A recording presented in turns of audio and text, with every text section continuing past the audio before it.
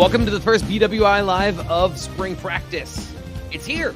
We're talking about football that we saw, things that actually happened. That's coming up on today's show.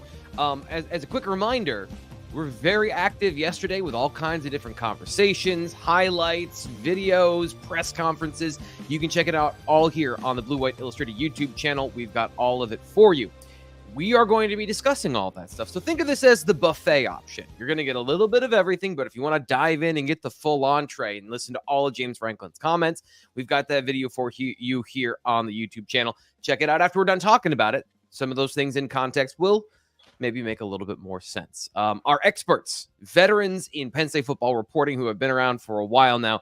Nate Bauer was out at practice yesterday. Heard James Franklin say words into a microphone. Nate, how you doing today? Big picture thing, that number one thing that sticks out to you about yesterday. Oh, wow. That's a lot of pressure. I'm well. Thank you for asking. Was that the hard one? Was that the hard question? No, it's a pretty standard response from me. Yeah, what was the number one thing yesterday? I thought that, and it's going to demand your insight, I would say. But this conversation about humility in the coach's room, right? In terms of going through this painstaking process with the other assistants and specifically the coordinators, Tom Allen being willing to not do everything he did at Indiana, Andy Kotelnicki being willing to not do right. And so just going through the list, Justin Lustig, obviously at Vanderbilt, interesting.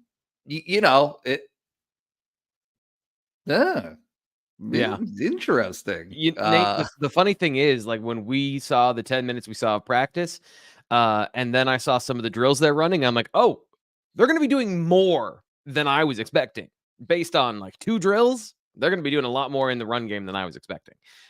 So I think that some of those things, we had that conversation yesterday, and then we got to see practice, and it's like, oh, there's a new layer of context there, at least for me in that situation. Some of the things that I guess that I was surprised by. Fitz, good morning. Hope you're having a wonderful start today. As a heads up, you got your mic muted. What was something that stood out to you from practice yesterday that you thought was interesting over on the defensive side? I'm excited to hear, by the way, because I never get a chance to see the defense. What's funny is nobody's excited to hear about it because everyone's so focused on the offense. I drew the short straw. I actually went through James Franklin's transcript yesterday and looking for, like, trying to find defensive stuff. It's like, hey, how are the receivers? How's Andy working with Drew? How's Andy going to get the most out of Drew? Everything like that. So I kind of get the leftovers here. The leftovers happens to be a top 10 defense in the country. They're going to be good again. It's there's some retooling to do. But it's just so funny how, like, you can kind of tone this out because you expect the defense to be good. It's got a new face in front of it with Tom Allen, of course, so he's still adjusting. But that's where I spent my time yesterday, entertaining stuff, from a sense that, like, you just kind of take it for granted, right? Like, this is kind of how we feel about this Penn State defense now after the last couple of years, regardless of who's calling it. I think it's going to be another good group. And, I feel a lot safer saying that on the defensive side of the ball. So, and also thank you for checking to see how I was this morning. I know Nate didn't get the same courtesy, so I appreciate you. Appreciate you asking. I railroaded right over it. I said, how are you doing? And then I asked a separate question. They used to bother me all the time. When I was a kid, my mom would ask me 4 separate questions. It would short circuit my brain. She's like, why won't you answer me? I was like, well, you asked me 4 things. And I just did that to Nate. So, well, that's one of the funnier things of when James has his press conference is like, hey, how are you doing? And they just, like, somebody completely glosses over it and then he gives them shit. It's kind of great. But no, we're doing well. We're doing well. Thank you for asking. But no, Penn State's open practice was great. Dude, 60 degrees yesterday. I know Nate's going to play golf today without me. But it's a wonderful week in Happy Valley to start playing football. Michael Cincini is in the chat. He says, nailed it. Humility and compromise conversation was disturbing. And by the way, he was here yesterday on the live show and donated to the channel. I just want to say thank you for being here and ready for spring football. Thank you for your donation today and yesterday. Those things don't go unnoticed. Michael McCollum also here yesterday on the show where we're flipping things around. The recorded show that's usually on Wednesday, we flip those things. So I want to make sure everyone who is participating in the channel gets an opportunity to get their shine on the show, including coming up. Fitz, I'm excited for you to see this. The first time you'll be here for YouTube Comment Theater, which is coming up later in the show. So that's exciting stuff. But I'm excited I'm excited about everything. Like, I just genuinely have a lust and a joy for these things. But we've got some pretty awesome local partners that we get to deal with on a regular basis. And if you love sports, hello, you're here on the Blue White Illustrated YouTube show at 10 a.m. on a Wednesday.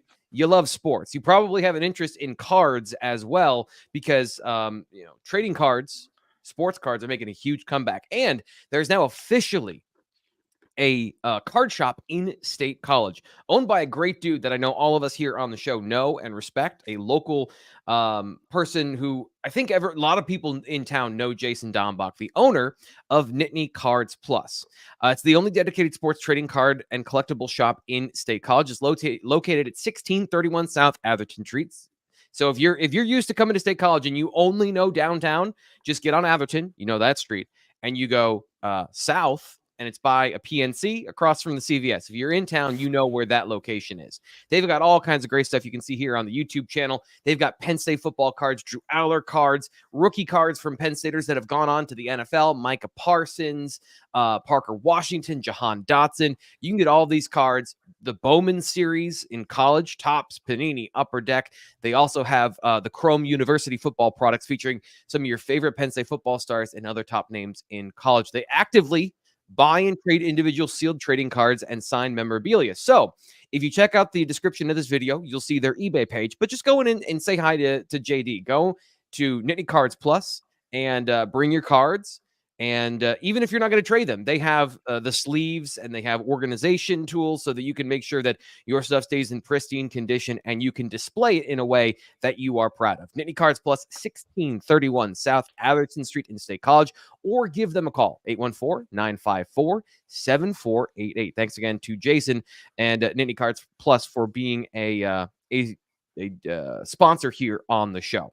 Last thing I got here from my stump speech is, it is the start of spring football. And I've noticed this from Penn State fans, that there's a sleepy start to this process where maybe by like 2 weeks before the spring game, everyone shows up like, oh, spring football starts now. So if you've got a friend who's a fan of Penn State football, let them know. We're talking about the real stuff right now here in March, so that they hear and they're plugged into stuff and ready to go. And of course, the best way to do that is subscribe to Blue White Illustrated. 2 months for $1. Use code PSU1, and you get an extra month to try out the site to get that inside information from these two here. One of the things that you get there for premium content purposes is offensive and defensive notes. Nate, the vibes. We're always talking about the vibes at practice. Sure. Thought of what the offense was doing and the tone to start yesterday. What was it? Yeah, let's be honest and forthcoming about this. It's tough to get a vibe in 10 minutes. And yet Andy Kotelnicki made his presence well known with a big crowd of cameras around him, right, for that first opportunity at practice. He called somebody out. It appeared to be a lowly, poor, straggling walk-on, right? Like that was kind of pulling up the rear of running over to a drill, and he literally made the kid run back, and run back. Right? I think it was Jack Lambert, one of the walk-on quarterbacks. One of the best of all time, forced into anyway. So yeah, that was interesting. Yeah, but no, look, it was what you would expect. Look, there's a couple of things that are interesting that I'm not sure other people will care about as much as me or as I do, which is Jaywan Sider is hobbled. Yeah. Our guy there, the running backs coach for Penn State, is coming off of surgery this offseason. He had a couple of like knee procedures. And basically he's in a jazzy, right? He's on a jazzy, kind of rolling around there at practice, but it's not nothing, right? Like he's going to be checking out things and maybe ceding some of those responsibilities in terms of his activity as a coach during practice. Beyond that, you got to see Phil Troutwine working with the offensive line. I did think one thing, and T. Frank, you can correct me, or Fitz, you can correct me. They had two lines of right. So like for the first time, I don't remember seeing this in the past, that they had quarterbacks going at each other, right? Like they had a pair of quarterbacks and a pair of quarterbacks with lines running basically into each other of receivers. Are you talking about during passing drills? Yes.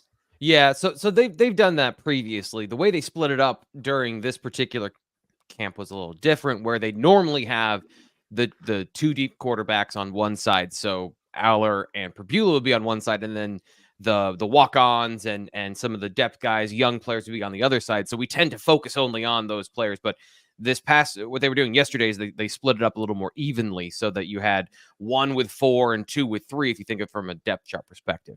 The thing that was different, and the thing that I found super interesting, you might have seen there in the spring practice highlight cut that I put on the YouTube channel. Another great reason, if you listen to the podcast, I try to do things here on the YouTube channel for you to kind of give you a little more context.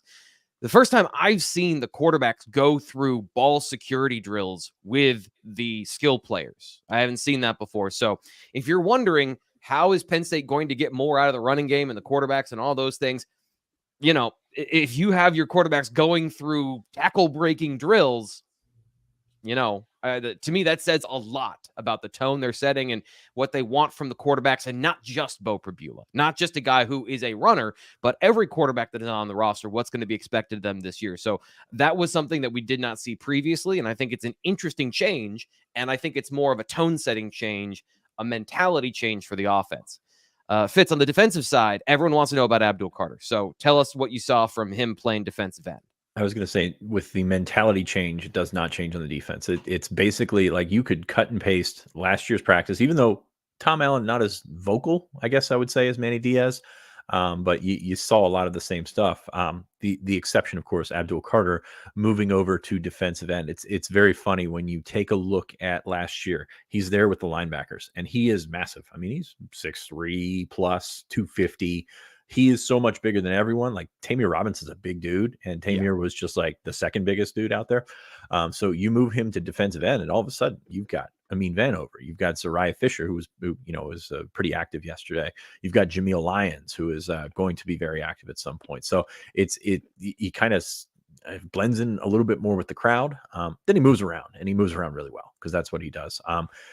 Taking what we could take from the 15 minutes or so that we were there yesterday, there's really not much to say. They did some of their typical ball turnover drills and things like that. So there really wasn't much to take. Did see him go up, put an arm around a freshman, guide him in the right direction. So I think that's a growth point for Abdul, and certainly something that he can continue to prove upon. I know Nate's working on a story that's kind of like moving in that direction as well. So, but there's not a lot to take away from yesterday. I think that the biggest thing that I talk about with Carter coming out of yesterday is James Franklin said at his press conference that they feel good about where they're at with depth at linebacker. And I'm just kind of sitting there and I'm like, there's bodies out there, there's scholarship guys out there, but it obviously takes a hit with taking Carter out of there. You've got your frontline guys, of course. Kobe King, going to be a big time player, probably going to be a captain. Tony Rojas beside him, Dom DeLuca, and then where do you go from there? That's a good question, because Kevion Keys, we've heard great things about him, but he's never played before. Keon Wy is a guy that I'm looking at as, is this the guy that's really ready to take the step? Is this the guy that, and he may not be a starter, but he has versatility. He's played probably all three positions. They had him running around on the field side a little bit yesterday. But he's versatile. He's rushed the passer very well. Is this the guy that they need, or that can take that step to provide them with that depth that they think they have? Because right now, you don't have a ton of, you've got Kobe coming back, but you don't have a ton of actual production as a starter coming back. You lose Jacobs, you lose Carter. So it's just one of those questions that I have, that they say they feel good about it. I know Abdul wanted to make this move, but there might be some questions there. Yeah. And that's actually something that I was hoping we could have a conversation of when I've been writing and previewing spring football, and we talk about the linebacker competition. I think the buzz for Kevion Keys is a guy who has emerged, did good things. And we both talked to him during the winter media availability, and he explained how much he used his freshman red shirt to prepare him for this year. But I'm always leery to overlook a veteran. And Keon Wiley's been on the roster a while, and I would imagine he's going to be a part of this conversation more than we've really been giving him the ink for on the internet, message boards, conversation. I think we need to make sure he's a part of this conversation. And that sounds like what you saw, it's not just going to be pass over that guy for the next guy that you feel like has talent and size. He's a guy that it sounds like you think is going to be a part of this conversation. Yeah. And because you look at the offseason chatter and it's either talking about how Tony Rojas can be a dude, or it's you bring up Tyler Elston and then get shouted down because everybody wants to kick him off the team or whatever. But no, Wiley is just a guy that's like, hey, he can move into that upper echelon. You need 5 linebackers, you need 6 linebackers to go, and he can move into that this year. And I think that's the guy, if you're taking a look at, particularly under the microscope, that Wiley's an important piece of this. Like, and I'm not sure how often they roll out with 3 linebacker sets, but if you have a guy that can play all 3 spots, that's very valuable. And I think Wiley is sort of a guy that could move into that role. The issue that you have here was when you're talking about linebackers, you're talking about a proven guy in Kobe, and you pretty much know what you have in Dom DeLuca there as well. But Rojas, all potential. I don't want to call them all potential, but a lot of potential. Wiley's potential, Keys is potential. So potential is one thing, but still haven't done anything yet. So that's kind of how you keep going back to that. So I question, I think it's going to be something that we question until the season, and then they're going to go out and roll out 2 linebackers and play a 3rd safety. So that's right. That's basically what I'm thinking here with linebacker. But I think it's a spot where you're talking defense and you're splitting hairs because that defense can be really good again. Should be the same at defensive tackle. I mean, the same names, but likely get better. Players get better sometimes. Defensive end should be a menace. And then safety should be really good too. You got to figure out corner. You got to figure out linebacker, which is kind of what we expected coming into the spring. Yeah, it sounds like we know where Kobe King is going to play. We know where Dom DeLuca is going to play, and everything else is fair game. And that's what the spring is for, is to figure out those positional fits, who does what best, and how you're going to get the short yardage defense on the field. As Fitz said, when you're going to be running a 4-2 anyway, like these sub packages you're going to play against certain teams, you want to have them. But really, we've been talking about what's going on and what James Franklin even talked about yesterday during his press conference, leading us in a certain direction. And that's what we're going to go to next. James Franklin spoke at noon. We're rewinding the clock all the way to about 24 hours ago to discuss James Franklin's roughly 40 minutes of conversation, which Nate and I covered the highlights yesterday. So Fitz, I'm coming back to you to start this conversation in what you found illuminating, what you found interesting, and your major takeaways from what Franklin had to say when he was talking at noon to kick all of this off on Tuesday. Well, we'll start where he started with, I guess he started with an opening statement, but Abdul Carter was the first question, and we talked about that a little bit. I think it was interesting that he was pretty forthcoming in that, hey, Abdul and his dad, they wanted to move to defensive end because that's where they think he's best at. And that's something we've talked about on Blue Illustrated since basically since the end of the Peach Bowl. But I just thought that was a little bit illuminating, is that, hey, they made this move for the benefit of the player because that's what the player wanted. And he says they feel good about linebacker. We just talked about that a second ago, but like they're kind of leaving it not high and dry, but they're kind of leaving it a little bit more open than they probably would prefer. So that is one thing that jumped out to me. Of course, we talked on the site yesterday about Drew Shelton. Nate had a piece last week mentioning Shelton was going to be certainly limited coming off that offseason surgery. So you've got opportunity there. I mean, that's kind of the look at what you get with the other tackles. JB Nelson's going to play some tackle. Keon Williams is going to be out there. Chimney Ono, I think, is an interesting guy. Like I don't think he's going to be ready, but I think he can be a guy eventually that can be a player here. So it'll be interesting to see that. And Nolan Rucci, of course, as well. So right off the bat, I guess we'll go in chronological order here, but right off the bat, the Abdul Carter stuff was interesting to me. And then, of course, how are you going to make an offensive line work when you don't have 2 tackles for the spring? Yeah. This was, as Fitz kind of highlighted there, I felt like the biggest winner from James Franklin's press conference was the Blue White Illustrated coverage. You guys have been on top of all of this stuff in the offseason. There were times I was like, is he reading our stuff? Like these are things that we've talked about, that some of the concepts and things that we've put in. There was a lot of stuff that if you follow the site, you already heard about. Nate, following our conversation yesterday, which I always encourage people to go check out, but we can have it again here. What stands out to you that you want to address right now?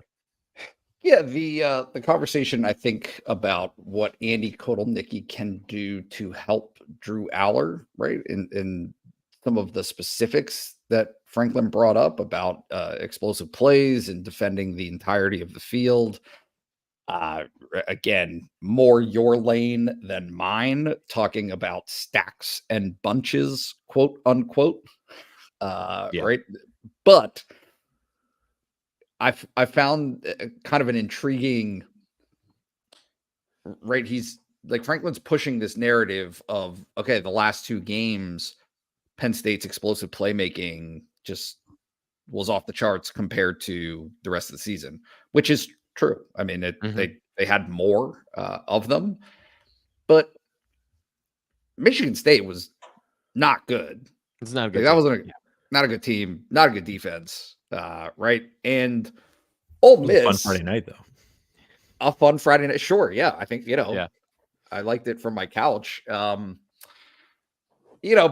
like Michigan State wasn't a great team, and Ole Miss is kind of interesting to reflect on, in the sense that a decent number of those chunk plays that Penn State had were, I don't know if I would call them garbage time, but I mean, it wasn't exactly a competitive game, right, going into the fourth. If you're thinking specifically of passing ones, I would agree. But they were able to rip off some good runs in the first half, where they were able to push guys off the line of scrimmage and create explosives in the run game. But yeah, the passing game, kind of like the other 2 big games in the year, was very slow to get out of the starting blocks. And then when you had to hit bleep it, then they started throwing the football a little more aggressively. So yeah, I agree with you there.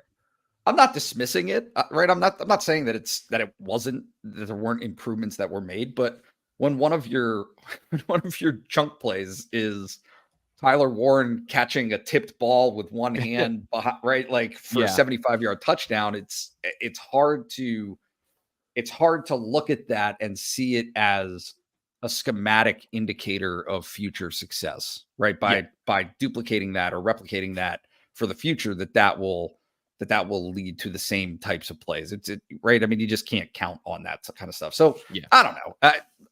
I think very clearly,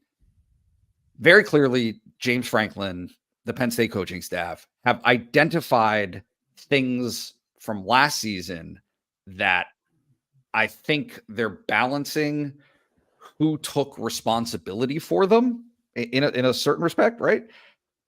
Drew Aller was a whipping boy of sorts for those specific games, as were the receivers. And so the 2 elements that he pointed out yesterday that I thought were intriguing were, hey, there are things that can be done, things that have to be done to aid the production of both of those groups, right? The passing game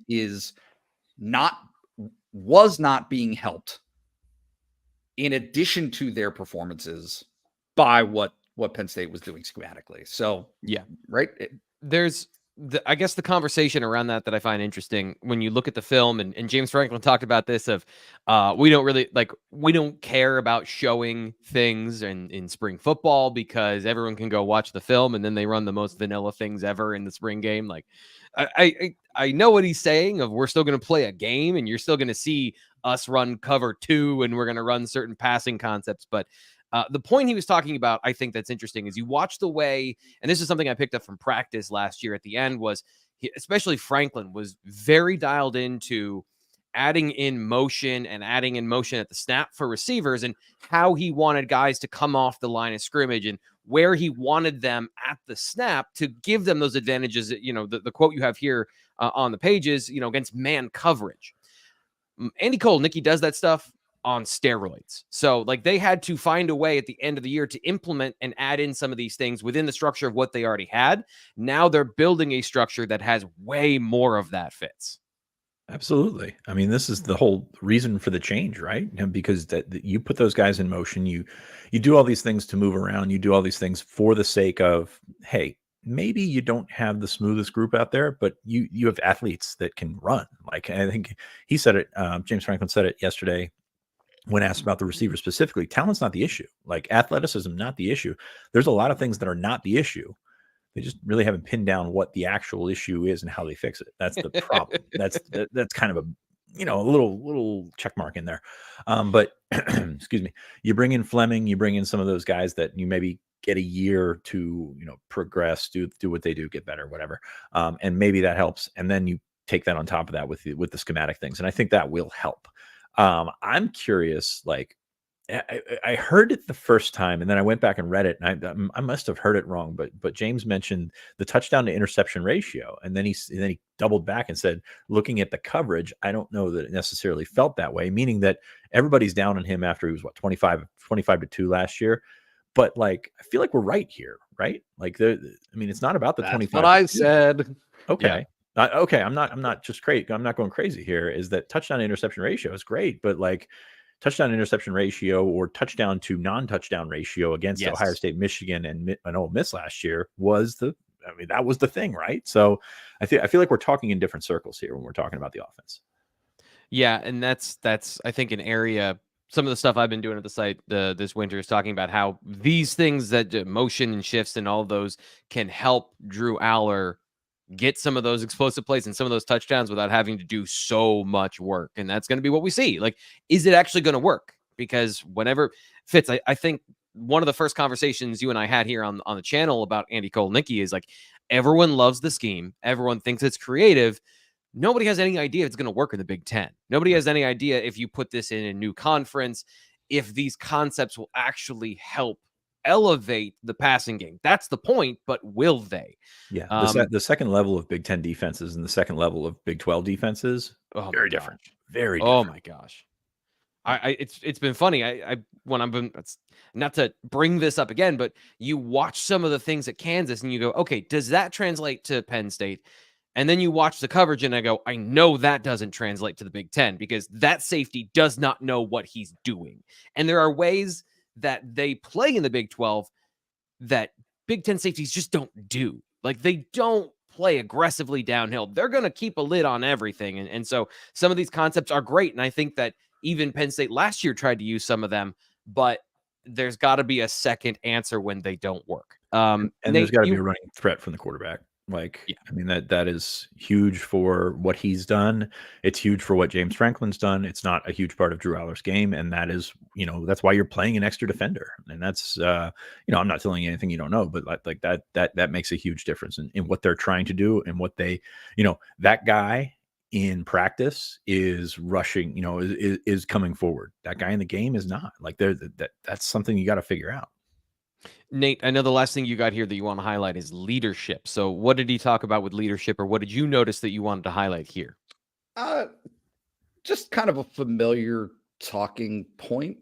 He has brought it up in the past. I don't know how recently, but kind of about, he speaks broadly about this generation of football players liking and feeling comfortable with leading by example, but not necessarily doing it vocally, right? And so I think that Fitz previewed it earlier. I'll say it again here. Like, I'm writing that there's this looming question, I think. Right. And I hate the topic of leadership. I think it's stupid, right? It's like it's an overblown thing. To just, okay, well, it's very ethereal too. You can't what does it mean? Define it, or there's nothing you can pinpoint to be like leadership. Right. But what I noticed, right, and again, like, this is just being as fair as I can be, is James Franklin in 2023, last year at this time, opened his spring press conference talking about the year prior, 2022, as being the best leadership that he's had in 12 years as a coach, right? So his definition of what leadership was exemplified by Sean Clifford, PJ Mustipher, and John Sutherland, effectively, right? That trio of captains. What? Wait, is it right? Like, is it the same now? Right? Can you say after last season that, right, he went into last spring talking about the need to identify and develop that leadership within the team. And he was, it was, this is going to be, it might take a different shape. There might be more of them, less, right, not as strong. But I think that if you're doing an honest appraisal of who and what this team is, the stars of this team don't necessarily fit the mold at present. Yeah. Yeah. And Fitz, this goes back, I think, to the class of 2022, right? So the guys that are either redshirt sophomores or rising juniors who were in that 5-star studded class, how many of those guys are going to arrive early in a leadership perspective or arrive on time even? And I guess like from that group, who do you think needs to be or can be doing that for the team this year on both sides? Well, who needs to be this? I mean, Nate said it, the stars, like your stars, like you look at the Michigan team that just won a national championship, like the guys that are their stars are their guys that are out in front of the program. Like, and hey, Nick's a great talker. Denai's a great talker. You've got guys that are good talkers. It's just a matter of like, hey, at some point you're going to have to, and this is awful cliche, but grab somebody by the face mask and like be the leader. Yeah, sorry. Yeah, I do that with Nate all the time. You know, he did it yesterday during coverage. It's just like, anyway. But yeah, you look at that and you look at, Penn State recruits a lot of nice kids, great kids, awesome kids.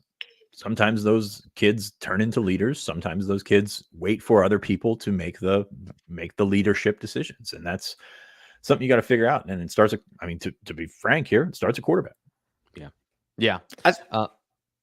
I was just gonna say, like, I just think it's knowing what your position is and what your status is within the program, right? And so for Drew specifically, and Nick, and Abdul, some of these other guys, right? When you're not a senior or you're not an upperclassman, you don't have that backlog of experience to say, I've earned the right to tell old guys who are older and have more reps and so on, right? Who have built up a bigger backlog. I don't have the right to tell them what to do, but it's literally that. It is telling other dudes what to do, right? Yeah.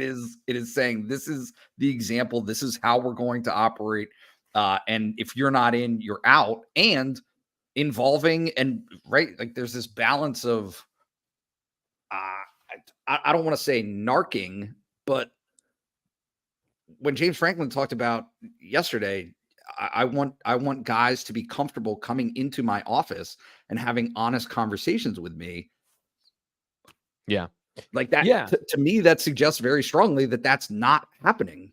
Yeah. At present. And I think it's not necessarily that, although I think that is part of it. It's also being able to have a mature conversation with the coaches of saying, hey, we don't like this. And can we have a conversation about this? And whether the coach decides to take that or not, at least they're getting feedback. At least they're getting, like, there's an honest, open conversation between a leader on the team bringing concerns up to a coach, as opposed to the coach knows best. We're not going to talk to them. We were intimidated by that. And, trying to have these guys be mature adults ahead of time. Because that's the other thing is, like, we're talking about Cooper Cousins as a guy who has unnatural leadership for his age because he's 18.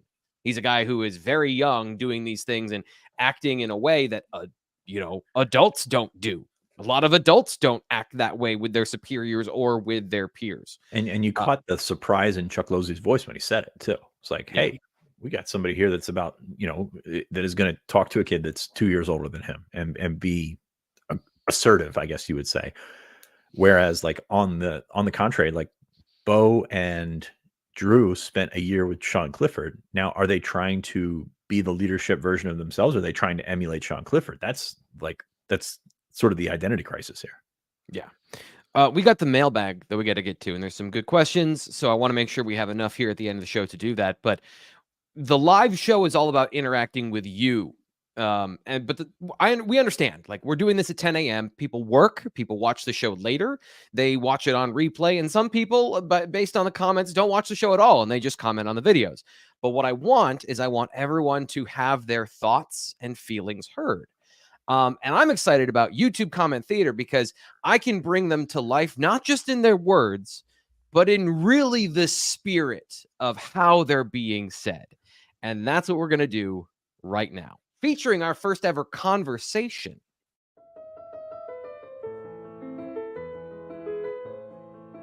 At our age, every season is bulking season. Get ready for a season that is the same as every other season I think it means PS will have almost no chance to make the CFP. What are you smoking? At UserCute2PQ8 in 3 meters, I don't smoke and I'm always sober. Just analysis. Sometimes the truth hurts. Everybody thinks they will win the lottery. Almost no one does. Sounds like someone is no fun. T. Frank. No offense to this coach or the program. We hear this every year. Michigan ran us into the ground 2 years in a row and we still can't run the ball on a consistent basis. It has been a problem since Barkley. Offense and defensive lines need to be 10,000% better or will continue to be below average. It would be nice to see us run the ball 16 straight times down a team's throat.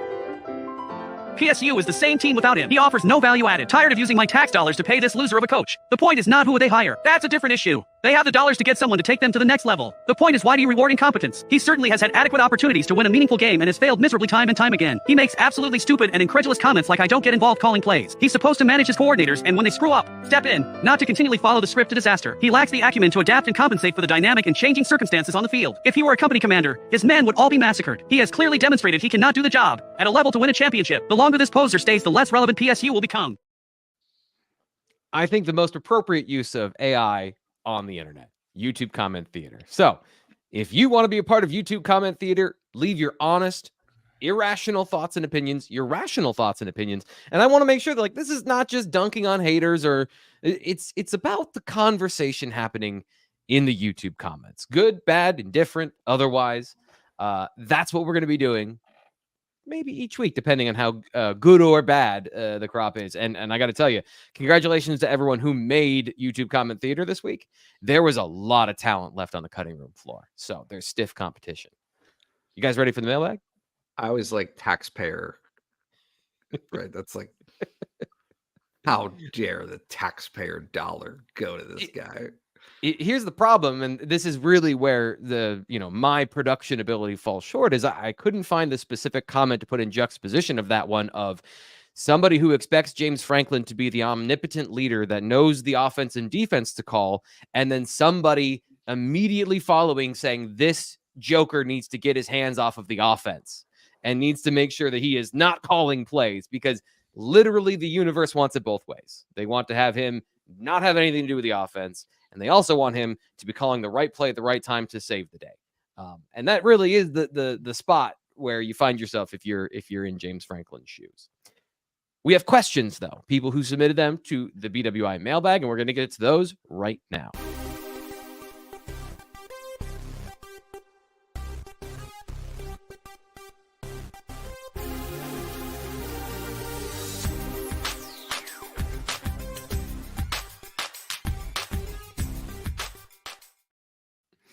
Argra is all he says. That guy isn't wrong. So the YouTube comment theater, again, here on the show. If you've got thoughts, we'll make sure we get them on the show. Michael Sassini back. He has a question this time, or this may be a statement. Wiley's production versus limited playing time has got to go statistically and be among the best. The guy makes plays when given the opportunity. Fitz, can you put that in context? I know you talked about it in the chat, but like, what's the context there of Keon Wiley's production in his snaps during games? Absolutely true. I mean, there's truth to it. He's been like, when he gets in there. Now, granted, a lot of it's been, as I called in the chat, cleanup, garbage time, whatever you want to play. Although, when Elston took his lumps, Wiley did step in and play a little bit more. So it hasn't all been garbage time, but he's been very good. It's just a matter of how do you gauge that? Like, how do you figure out if that's going to translate into, being a second teamer, a guy that goes in every third series or something like that? I don't think there's a way to quantify it. But as I said in the chat, always been a really good football player. Like, whatever situation you put him in, whether it be a pass rusher off the edge, whether it be as a stand-up linebacker, has always been really good at it. So those guys usually tend to play pretty well. So I'm excited to see his development. I'm excited to see what he can provide to this team. If you look back to his time at Imhotep, he was on a team with Keon Wy. Everybody was foaming over Keon Wy, but there was no question that Wiley was the better player. Like, there's questions about, in 4 years, is Keon Wy a first round pick? And those were kind of valid. And, he hasn't really, come, that really hasn't come around for him. But at the time, Wiley was just a better player, and you could see it as plain as day. And that's kind of what you're looking at with a guy like Keon Wiley. So I'm excited to see how he does. I'm excited to see how everything that he's done up to this point translate. It's just that's why I hesitate to jump too far into the Keon Wiley train, because it's been mostly in cleanup. And Keon Wiley, the star of today's show, really, with the the amount of time screen time we've been talking about him. But I do have the thing I'm curious about is I agree with everything you just said, all the way back to what he was at high school, playing essentially kind of two positions and being an edge rusher. But the reason he's playing linebacker, a little bit smaller, what did you see from him yesterday? And is that a concern for you if he does see playing time? I think he was around 220. I don't have an update on where he is right now, but what did you see yesterday? Let's see where he's at on the old list here. He's at 6'2", 220. So he's one of the skinnier linebackers out there. And I don't think that's going to change. That's just his general build and frame. I think that will come into play, against playing the run and things like that. And it'd be interesting. Like, we saw him as we were leaving yesterday with the field backers, and that's an interesting sort of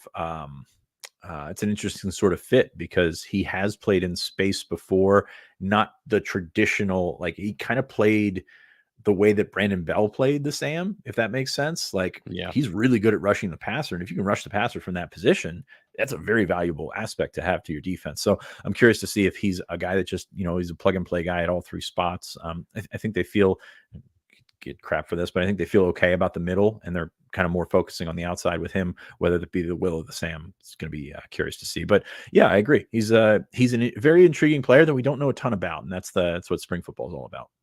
Alex Light here in the chat. Another great question for Nate, who was with the offense. Andy Kotelnicki seems a lot more animated, fiery, or whatever you want to say than Mike Yurcich. Do you think players will respond well to that?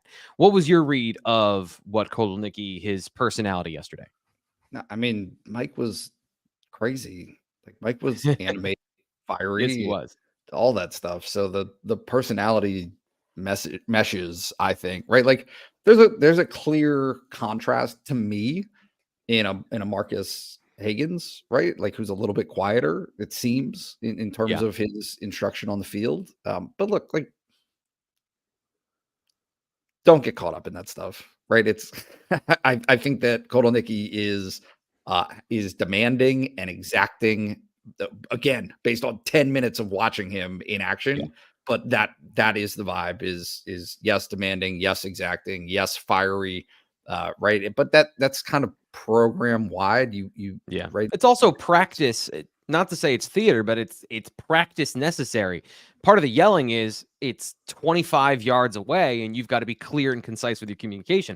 I'm sure they're not yelling in meetings the same way. Like, I just think that's part of being on a practice field for a football team. It's a very funny visual, though.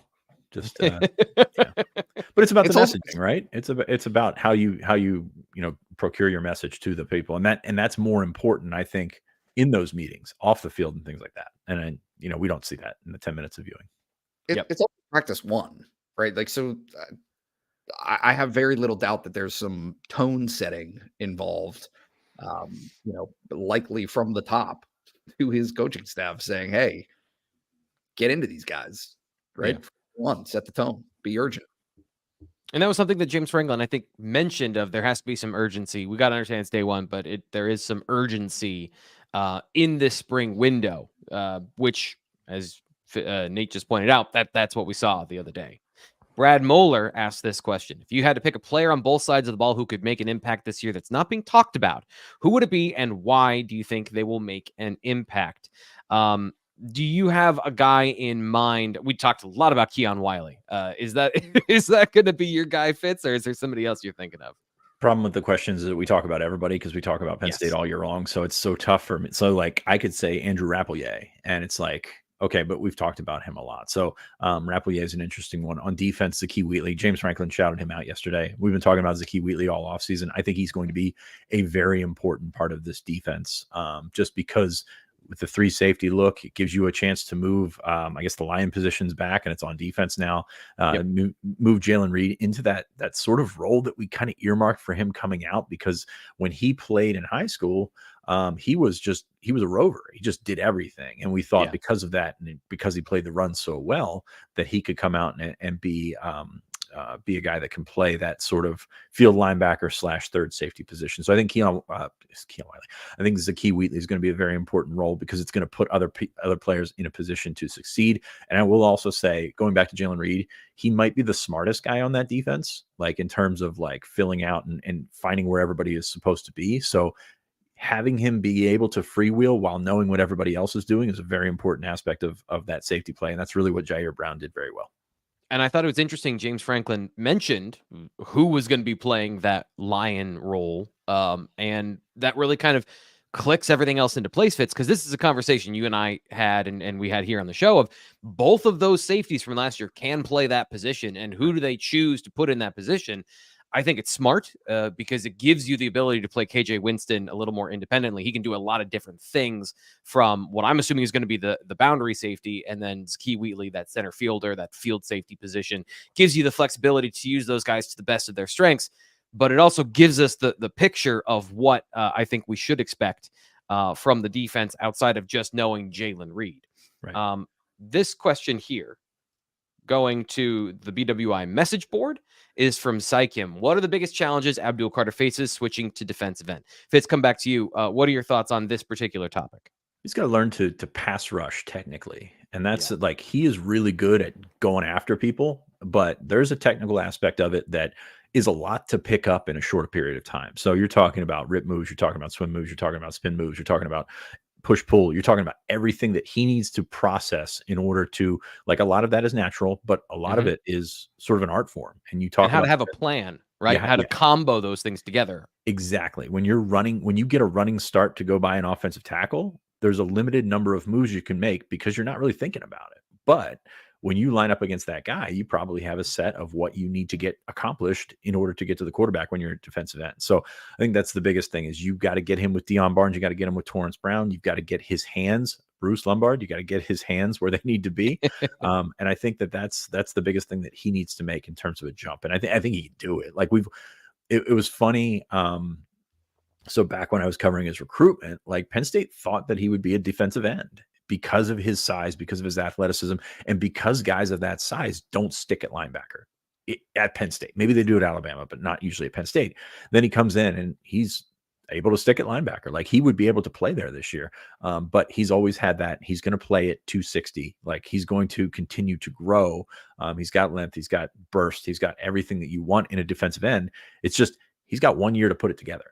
And it's going to be very interesting to see how he does that beyond his natural gifts, which are immense.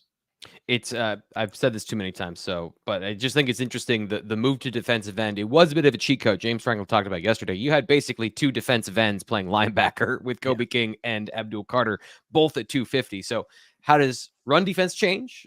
Not just from a personnel or schematic standpoint, but from a personnel standpoint. And to play off of that, when you're playing linebacker, you have to move backwards and you have to move forward.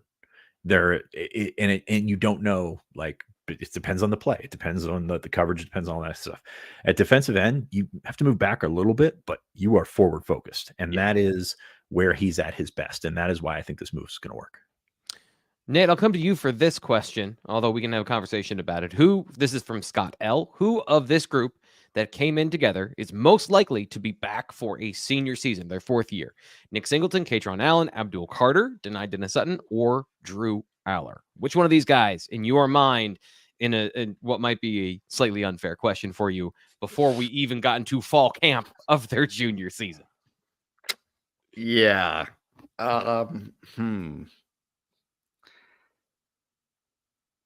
I guess boy. Well, look, here's the cynical take. The cynical take is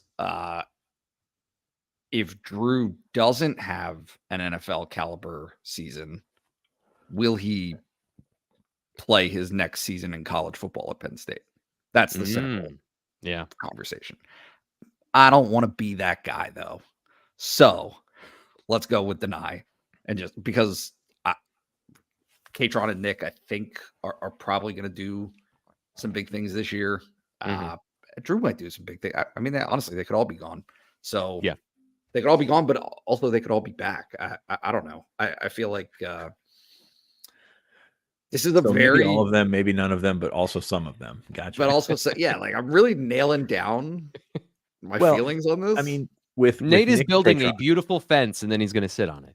with Nick and Katron, like if you play as a freshman as a running back and you're good, like there's guys that get thrust in that position that that are going to level off, then you look at them as 3-year players, like because of, I mean, what are we watching in the NFL right now? Like all these running backs that we think are young that are old and just, it's crazy. Like you got to get your window, you got to get in there and make your money there. So, yeah, you got to look at those running backs if they're good as 3-year players. And that's kind of what they look at themselves as well.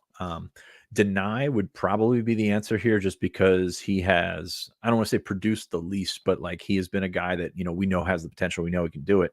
It's just a matter of like those roadblocks in front of him as Chop and as Adisa are out of the way. So now does he make the most of it and go with that? And the other thing there is the guys that leave early, or the guys that are no-brainers that leave early, are the freak athletes. Deny, as we talked about before, is not quite the freak athlete. He's a great player, great everything. It's just he's not going to go out there and pop off a 4.4, whatever Chop just ran.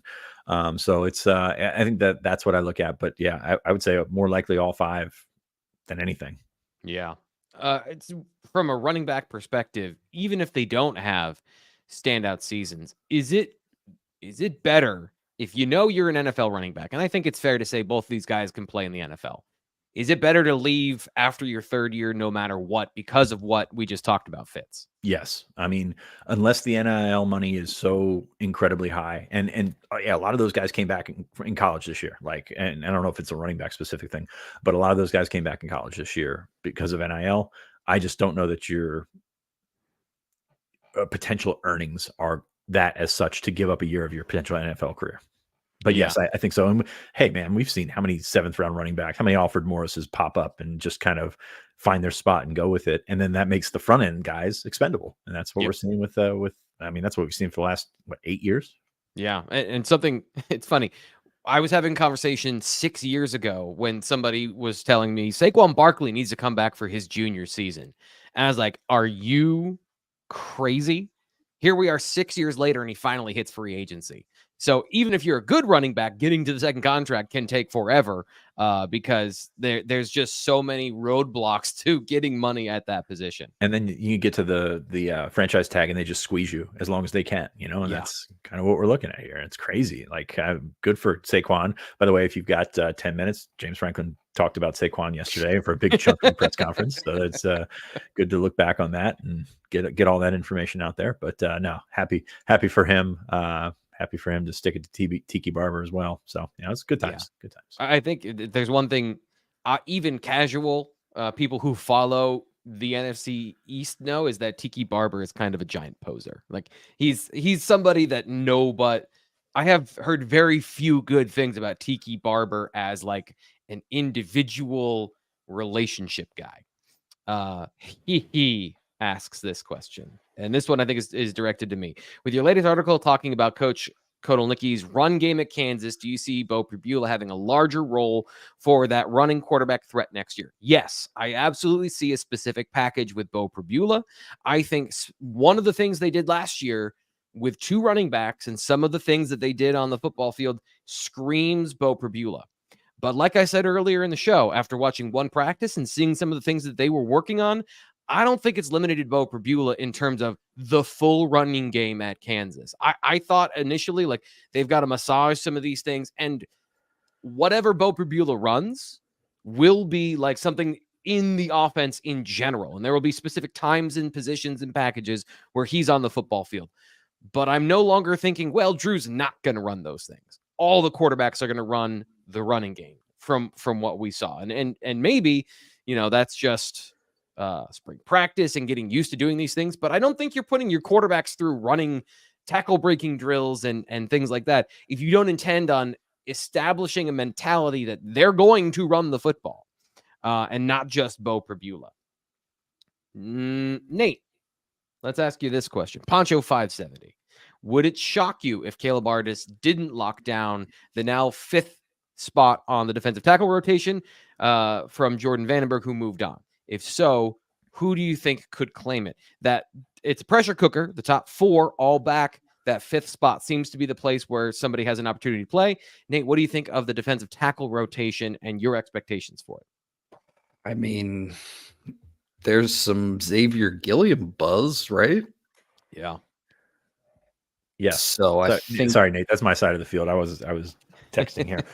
Thanks a lot, Fitz. Yeah, he just kind of threw him right out there. I mean, Nobody wanted to ask basketball questions, so I wanted to make sure Nate was part of the conversation here. Come on, big game tonight. Yes, this is a good one because you look at what Jordan Vandenberg was like. He could have been the third defensive end or defensive tackle this year, and then all of a sudden you get guys back that you didn't expect, and he's in the same spot. So no blame for Jordan for he's going to end up at Georgia Tech. We'll see if he plays right away or not. But that's like one of those things. It's just like, hey, if you're the fifth guy, that's great, but they're hoping not to have a fifth guy like that. If that makes sense, because you've got those four guys in front of him, and you're going to figure out starters. You're going to figure out with Ellis, Beeman, Durant, and Keziah Izzard. Like those guys are pretty good. Like and they should be once again. They've been reliable too. Like they haven't been outside of some suspensions and stuff. They've been reliable. Kind of tramples my argument there. But Caleb Artis unreliable. So can I just ask you that part of it? I'm thinking specifically of Zane Durant in his third season and Keziah Izzard this year. I feel like there's more to give. Like they were good last year, but there's still room for improvement for this group. Do you agree with that, or do you think that we've seen kind of the where these guys are in their talent level? Oh, absolutely, absolutely. There's improvement there.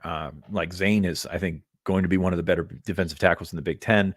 Izzard was a guy that we expected to be the starter, and then Devon Ellis comes back, Hakeem Beeman comes back. Those guys have proven what they're reliable. Now, 2025, Deion Barnes is gonna he's got some stuff ahead of him there. But that's a conversation for another day. But Caleb Artis, I don't know about Davon Townley, man. He just hasn't clicked since he's been moved to defensive tackle. Tyreek Blanding is interesting because you hear some good things. He's just not the biggest guy in the world. Probably needs another year at that. And then, as Nate mentioned, Xavier Gilliam's getting a lot of buzz. Like that's a guy they like. And they've gotten him big enough where he can compete right now. Is that a sense where he plays more than 4 games? I don't know. I have a tough time seeing that, but there's a lot to like there. And then you balance that with getting these guys ready. I think Artis would have the leg up. You would think they expected him to maybe come on last year, late in the year, but number one, they didn't need him. Like that. That group stayed abnormally healthy. Knock on wood. But they didn't need him, and he just wasn't at the level of those guys. So I think there's a clear breaking point between 4 and then everybody else there. Yeah, and depending on how they decide to play that particular position, opens the opportunity for whomever. Xavier Gilliam, 294, 6'2". We've talked about him. Clearly a more of a 3 technique. Artis, 320, 315 in that like more of a nose tackle role. How do they decide to play things is going to determine if this 5th spot opens with anything you might mention from either usage patterns for veteran guys or somebody gets nicked up. That's going to be a large determining factor on some of these depth guys. And how many downs do you need them? Like Penn State's run defense is pretty good last year. I know the YouTube theater talked about Michigan running the ball down the throat. I mean, not really. Like they ran the ball a lot, but it was very different than you remember. PTSD there. But you look at Abdul Carter. Can he play that role where he lines up over the center on third downs? Can you move Denayan? Can you move Amin Vanover? And you just have so much at defensive end that gives you a pass rush, and nothing against the defensive tackles. Like I think they're good, but they don't give you as much outside of Zane Durant as with a pass rush. So very interesting to see how Barnes, Torrance Brown, Tom Allen, they combine to figure out the best pieces for, third and long. And that was an issue last year. Not so much the third and long couldn't get to the quarterback, but third and long, the teams ran it. That's where the teams ran it down their throat last year. And that was unbelievable to watch and just mind blowing when you talk about how good that defense was. So we're here at the end of the show. I always want to give these guys an opportunity to promote their work over at BlueWhiteIllustrated.com. Another last nugget to entice you to sign up for the site. Nate, what's going on with you today and the rest of the week? State basketball is in the Big Ten tournament. They play Michigan tonight at 9:00 in Minneapolis. I will be watching from the comfort of my couch, but kind of putting a bow on this season. There's some potential postseason implications, but they very clearly need to go on a little bit of a run Wednesday, Thursday, probably Friday too, for the NIT to come into play. But some level of intrigue given the way that the season ended for these guys. Seems like a good draw though, right? It's a great draw. It says, you've got a Michigan team that is just really bad, an Indiana team that Penn State has beaten twice, and then Nebraska, which has not played well outside of its home arena. So, right, there, as opposed to the potential outcome of being the 8 seed, where they would have played the 1 seed after the 8-9 game, right? It's pretty much as good as they could have asked for coming into this thing. Fitz, what do you got going on this week? I've got, first off, I'll pump up Ryan Snyder's work. Big recruiting week. They'll have visitors Tuesdays, Thursdays, big one on Friday actually, and then Saturdays as well. So it's a very busy recruiting time. These guys get on campus. Malik Washington was here yesterday, among some others. So check out his coverage. Check out our recruiting coverage. It's a busier time of year than you would think, and Penn State's right back in the swing of things here. Working right now on my 10 under the microscope for spring ball. Always one of my favorite pieces to do for spring ball, because it's talking, whether it's starters, whether it's guys down the bench, the very interesting storylines that maybe we don't talk about as much. So I'm putting that together at some point. Can't say when it's going to be out, but it's at least up here. So check out the site, check out blueillustrated.com. There's a lot of stuff going on right now. Yeah, and we'll be back tomorrow with another live show back-to-back. Fitz and I are doing double duty today because Thursday is the recruiting show. So get a little bit more information, context, and conversation about Penn State recruiting and what Fitz just said. All of that stuff of a very busy time of year for Penn State recruiting. Last thing I've got is I'm excited for this. My new best friend, Landon Tengwall, and I are going to be collaborating on a film room. We're going to be sitting down and watching Olu Fashanu and what makes him so special, coming from the guy who lined up next to him for 2 years. So make sure you check that out when it comes out at bluewhiteillustrated.com. Great reason to sign up, as always, from these guys. We will be back, as I said, tomorrow, but don't forget to subscribe to bluewhiteillustrated.com. Tell your friends, shake them and say, hey, football's already started. Don't show up in April. Show up now, get all the information, and be here with us as we talk Penn State football on the Blue White Illustrated YouTube channel at bluewhiteillustrated.com. We'll talk to you